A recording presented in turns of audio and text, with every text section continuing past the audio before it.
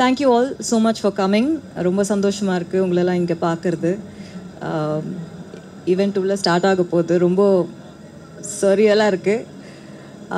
Always need all your wishes, positivity and blessings.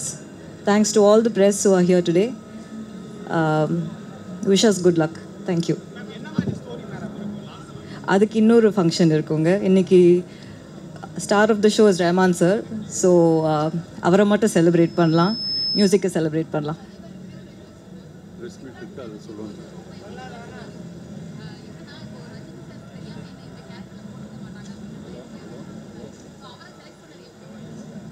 அதான் படத்தை பற்றி பேசணுன்னா நிறைய இருக்குது பேச. ஒருத்தரை பற்றி மட்டும் பேசினா தப்பாக இருக்கும். அதுக்கு இன்னொரு தருணம் இருக்குது, அதுக்கு இன்னொரு நாள் இருக்குது. கண்டிப்பாக பேசலாம். தேங்க்யூ. லால் சலாம் படத்தோட ஆடியோ லான்ச் ரொம்ப சந்தோஷமாக இருக்குது. எல்லாருக்குமே தெரியும் இது வந்து ஒரு சென்சிட்டிவான பொலிட்டிக்கல் ஃபில்ம். அண்ட் எனக்கு பர்சனலாக ரொம்ப இம்பார்ட்டண்ட் ஃபில்ம். ஏன்னா ஒரே படத்தில் Rajini sir, Rahman sir and Vikranth இவங்க 3 பேரோட வந்து எனக்கு வந்து ஒரு வாய்ப்பு கிடைச்சிது. அண்ட் எஸ்பெஷலி ரஜினி சார் அவர் கூட ஒரு படத்தில் வந்து நடிக்கிறதே ஒரு கிஃப்ட்டு. பட் அவரோட ஒரு ஹீரோவாக நடிக்கிறதுங்கிறது எனக்கு தெரிஞ்சு எவ்வளோ பேருக்கு கிடைக்கும்னு தெரியாது. அந்த விதத்தில் I'm very lucky. And I'm looking forward to the release. படம் ரிலீஸ் ஆகும்போது கண்டிப்பாக பேசப்படும். சார் இந்த படம் ஏன் பண்ணியிருக்காரு அப்படிங்கிறது படம் பார்க்கும்போது எல்லாருக்கும் புரியும். அண்ட் ஐஸ்வர்யா ரஜினிகாந்த் அவங்க வந்து இந்த மாதிரி ஒரு ஸ்கிரிப்ட் எடுத்து பண்ணுறதேங்கிறதே ஒரு மிகப்பெரிய ஒரு சேலஞ்ச். அண்ட் அதுக்கு ஒரு தைரியம் வேணும். அண்ட் அதுக்கப்புறம் சார்கிட்ட போய் கன்வின்ஸ் பண்ணி இந்த மாதிரி ஒரு படம் பண்ணணும் அப்படிங்கிறது அதுக்கு அடுத்த சேலஞ்ச். இது எல்லாமே அவங்க எடுத்து ரொம்ப ஸ்ட்ராங்காக ஒரு படத்தை வந்து டைரக்ட் பண்ணியிருக்காங்க. அண்ட் எனக்கு தெரிஞ்சு அவங்களோட ஒர்க் கண்டிப்பாக இந்த படம் ரிலீஸ் ஆகும்போது பேசப்படும். ஒரு நல்ல படமாக இருக்கும். அண்ட் ஆடியோ ஏப்புள்ள சாங் ரிலீஸ் ஆகிருக்கு. அண்ட் ஒரு திருவிழா சாங் ரிலீஸ் ஆகிருக்கு. இன்றைக்கி மொத்தம் ஆடியோ ரிலீஸ் ஆக போகுது. So I'm very lucky and happy to be here. எல்லோரும் படம் பாருங்கள், கண்டிப்பாக எல்லாருக்கும் படம் பிடிக்கும். அண்ட் ட்ரெய்லர் கூடி சீக்கிரம் ரிலீஸ் ஆக போகுது. இது ஒரு நல்ல மெசேஜாக இருக்கும். ஒரு ஸ்ட்ராங்கான ஒரு கரண்ட் இந்தியாவில் நடக்கிற விஷயங்களை சார்ந்த ஒரு படம் எல்லாருக்கும் வந்து கண்டிப்பாக ரீச் ஆகும். தேங்க்யூ. இல்லை, நான் ரொம்ப டீட்டெயில் சொல்ல முடியாது. படத்தில் அதான் சொன்னேன், நான் current social and political situation of the கண்ட்ரியை வந்து பேசப்படுற ஒரு படமாக இருக்கும். அண்ட் இதில் வந்து கிரிக்கெட் இருக்குது. பட் கிரிக்கெட் மட்டும்தான் இருக்குதுன்னு நினைக்காதீங்க. கிரிக்கெட் ஒரு ஒரு டூலாக தான் யூஸ் பண்ணியிருக்கோம். அண்ட் இது இது ஒரு ஒரு விஷயத்தை யோசிக்க வைக்கும், ஒரு விஷயத்தை புரிய வைக்கும். அது என்னால் நிறைய சொல்ல முடியாது. பட் அது ஒரு ஸ்ட்ராங் மெசேஜ்க்கு ஒரு ஸ்ட்ராங் பர்சனாலிட்டி தேவைப்படும். அண்ட் அப்போ தான் அது ரீச் ஆகும். அந்த விதத்தில் எங்களுக்கு தலைவருக்கு பெட்டரான ஒரு ஸ்ட்ராங் பர்சனாலிட்டி எனக்கு தெரிஞ்சு இந்தியாவில் யாருமே இல்லை. அந்த விதத்தில் we very lucky to have got Thalaivar for Lal Salaam. அவர் ஒத்துக்குனதே ஒரு பெரிய விஷயம். அண்ட் கண்டிப்பாக நீங்கள் எல்லாரும் பார்த்து அதை அப்ரிஷியேட் பண்ணுவீங்க.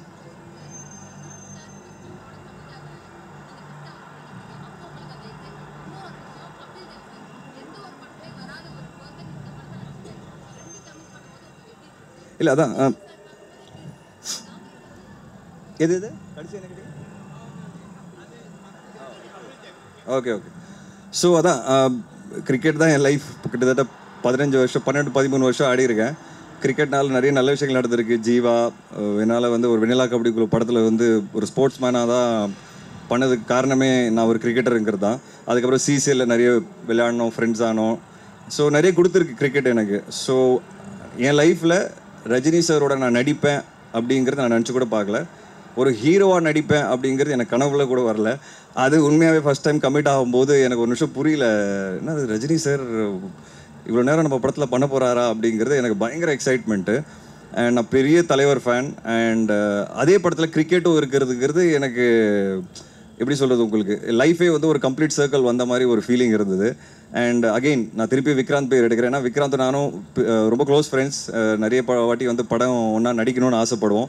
இந்த மாதிரி ஒரு படத்தில் எங்களுக்கு கிடைக்குங்கிறத நாங்கள் நினச்சி பார்க்கல. அண்ட் அகெயின் ரஹ்மான் சார், அதுக்கப்புறம் கபில் தேவ் சார். ஸோ கபில் தேவ் சாரோட மீட் பண்ணும்போது ரொம்ப எக்ஸைட்டிங்காக இருந்தது. பாம்பேல ஷூட் இருந்தது, அங்கே தான் மீட் பண்ணோம். அண்ட் ஒரு பெரிய லெஜெண்ட். அவர் இதுக்கு முன்னாடி எந்த படத்துலையும் பெருசாக பண்ணதில்லை.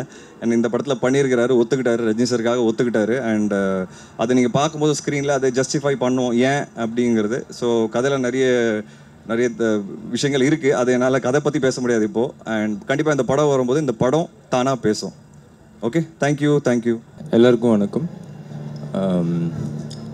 லைஃப்பில் ரொம்ப முக்கியமான ஒரு நாள். ரொம்ப சந்தோஷமாக இருக்குது. ரஜினி சாரோட ஒரு பெரிய படத்தில் நானும் ஒரு பார்ட்டாக இருக்கேன் அப்படிங்கிறது ரொம்ப சந்தோஷம்.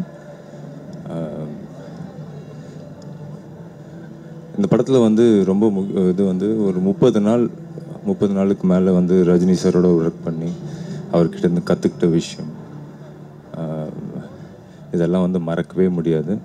So thank you.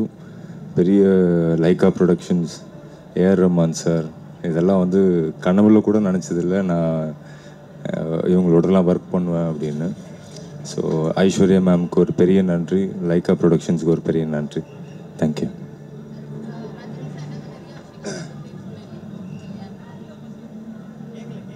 உள்ள பேசிடலாமா?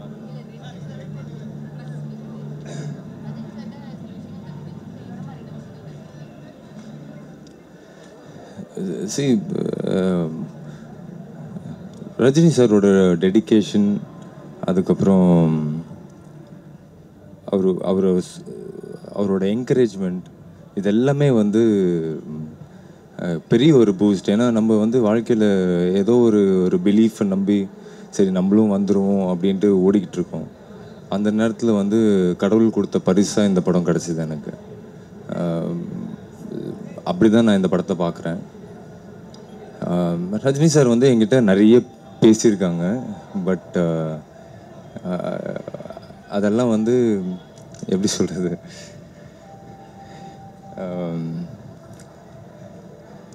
ஆக்சுவலாக இந்த மூமெண்ட் வந்து எனக்கு ரொம்ப எமோஷ்னலாக இருக்குது. இந்த ரோல் வந்து இந்த இண்டஸ்ட்ரியில் யாராக இருந்தாலும் பண்ணியிருப்பாங்க. பட் அது எனக்கு வந்தது அப்படிங்கிறது வந்து சாருக்கு தெரியாமல் வந்திருக்காது. பட் அது நான் பண்ணணும் வந்துட்டு ஓகே சொன்னதுக்காகவே அவருக்கு ஒரு மிகப்பெரிய நன்றி.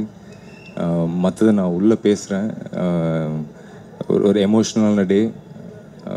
ரொம்ப என்னோடய லைஃப்பில் ரொம்ப சந்தோஷமான ஒரு நாள். Rajini sir, Aishwarya ma'am, Lyca productions, A R Rahman sir, இவங்க எல்லாருக்குமே மிகப்பெரிய நன்றி. தேங்க்யூ. மீடியா நண்பர்களுக்கு வணக்கம். என் பேர் தன்யா. அண்ட் லால் சலாம் படத்தில் ஒரு பியூட்டிஃபுல் கேரக்டர் ஒன்று ப்ளே பண்ணியிருக்கேன். அண்ட் அது என்னன்னு எவ்வளோ வரைக்கும் சொல்ல முடியும்னு எனக்கு தெரியல. பட் ஆனால் விவேக் பிரசன்னாவோட ஒரு ஒய்ஃபாக ஒரு பியூட்டிஃபுல் ரோல் அது. ரொம்ப நாள் ஆச்சு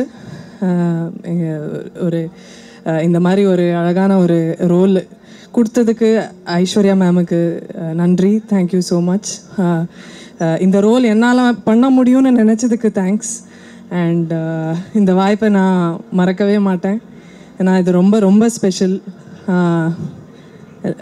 ஒரு வரம் அப்படின்னு தான் சொல்ல முடியும். லைஃப்பில் எப்போயாவது தான் கிடைக்கும். ஸோ ஐம் வெரி வெரி தேங்க்ஃபுல்லுங்க. அண்ட் உங்களுக்கு என்னோடய கேரக்டர் பிடிக்கும்னு நினைக்கிறேன். And I hope we can entertain you. Thank you. எல்லாருக்கும் வணக்கம். ரொம்ப சந்தோஷமாக இருக்கேன். என்ன பேசணுன்னு தெரியாது, தமிழ் கொஞ்சம் கொஞ்சம் தான் வரும். இந்த படத்துக்கு இங்கே நிற்கிறதுக்கும் எல்லா முன்னாடி நிற்கிறதுக்கும் ரொம்ப கிரேட்ஃபுல்லாக பிளெஸ்டாக இருக்கேன். எல்லாரும் பார்க்குறதுக்கும் வெயிட் பண்ணுறேன். ரொம்ப பிளெஸ்டாக இருக்கேன். அதுக்கப்புறம் ஏம் இருக்காது. அதான்.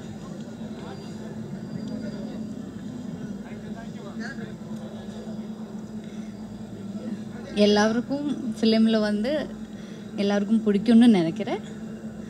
நன்றி. ஜஸ்ட் 1 day தான் இருக்கும். பேசிட்டேன்.